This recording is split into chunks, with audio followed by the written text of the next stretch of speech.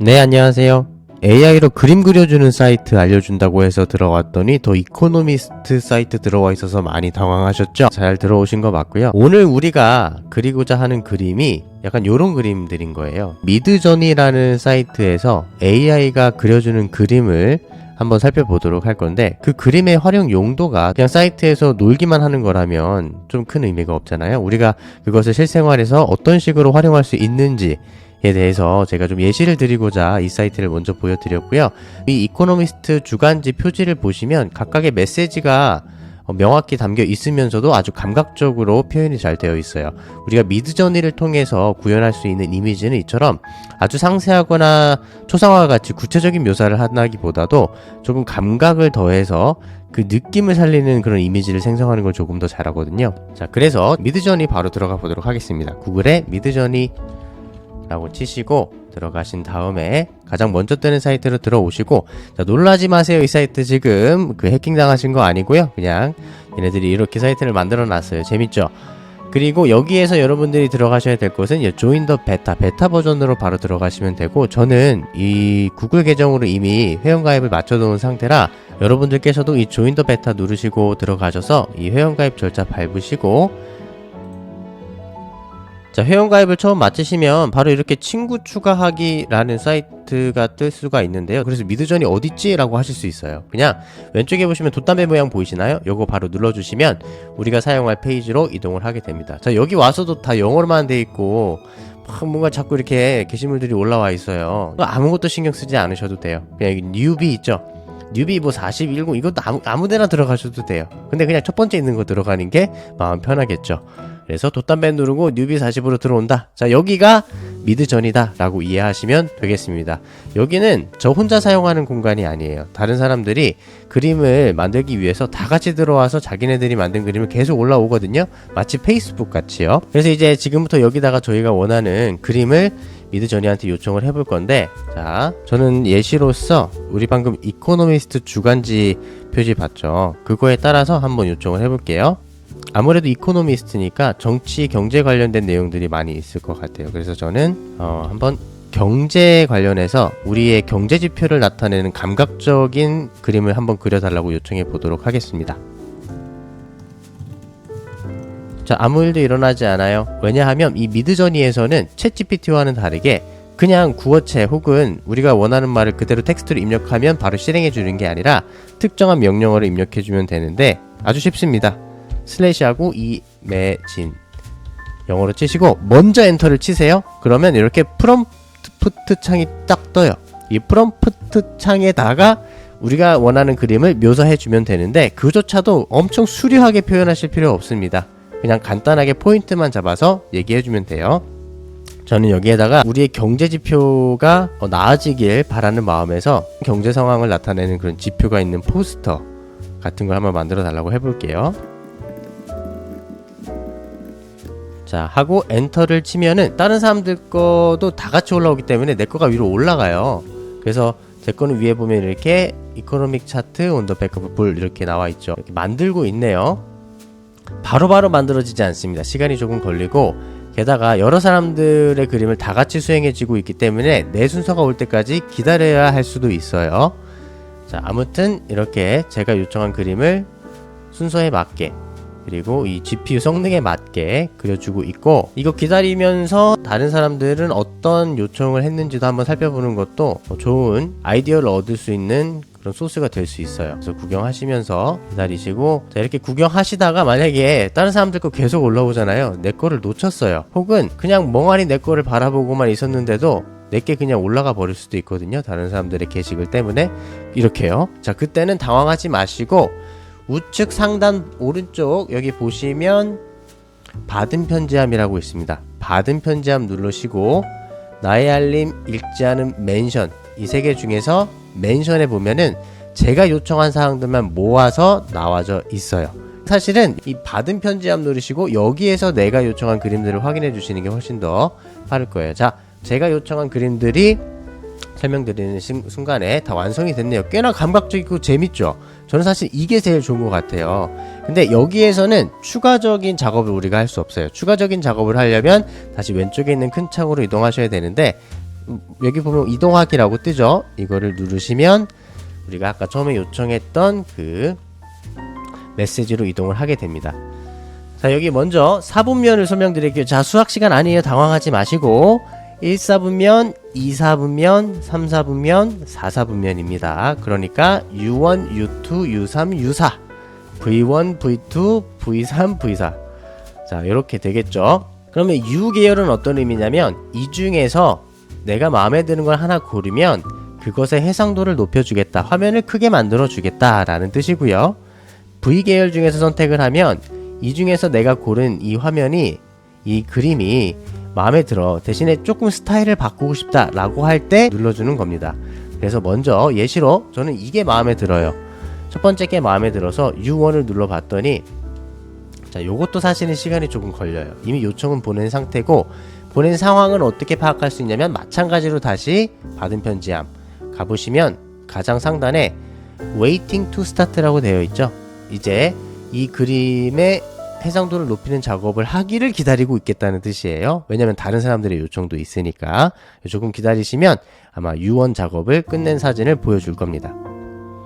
참고로 업스케일링이라고 하거든요.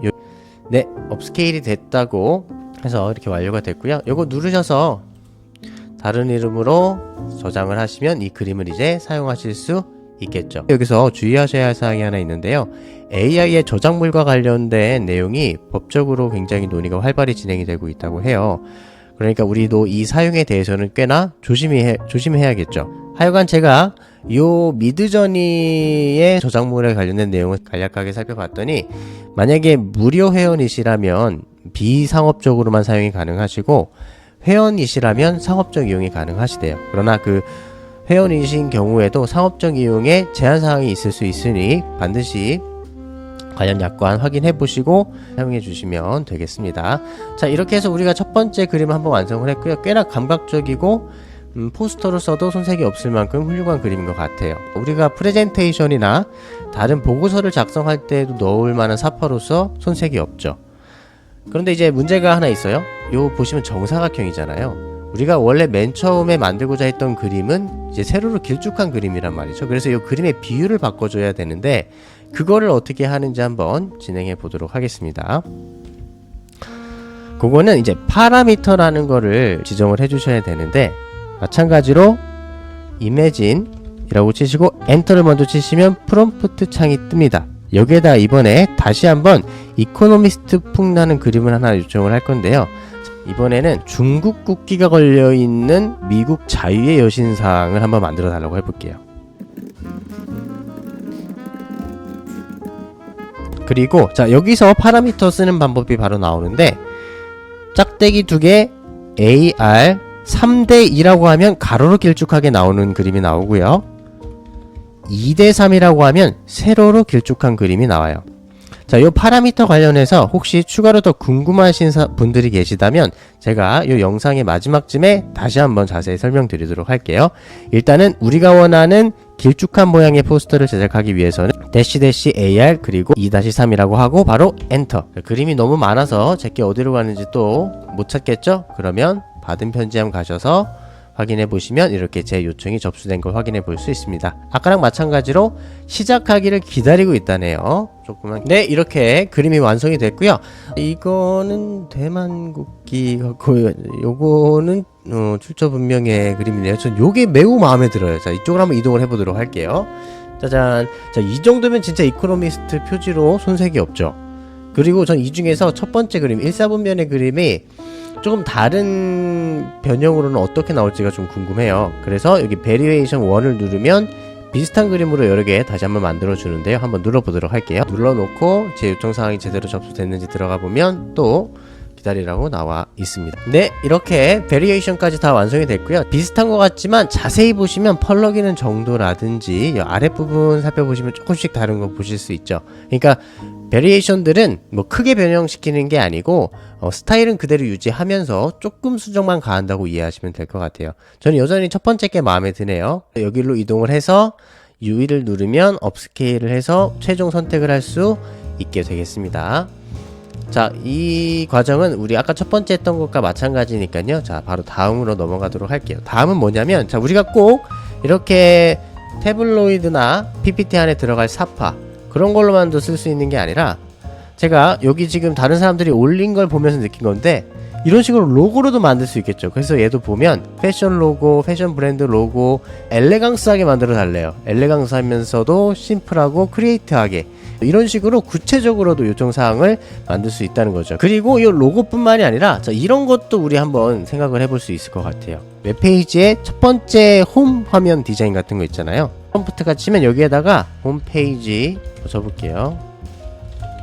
뷰티샵이라고 치고 그냥 이렇게만 쳐보도록 하겠습니다. 네, 완성이 됐다고 합니다. 자, 그래서 이 4개의 그림 중에서 가장 마음에 드는 사진을 고르셔서 업스케일을 하시거나 베리에이션을 하시거나 해서 최종 선택을 하신 다음에 이 화면 자체를 수정을 해서 홈 화면으로 쓰셔도 되겠지만, 그게 만약에 조금 현실적으로 어렵다면 이 그림을 보고 그냥 아이디어를 얻으면 되겠죠. 특히나 이제 웹 디자이너 분들이시라면, 이런 식으로 화면 배치를 하고 이런 식으로 UI UX를 잡으면 되겠구나 라고 이제 아이디어를 얻는 용도로도 꽤나 유용하게 쓰일 수 있는 그런 사이트인 것 같습니다.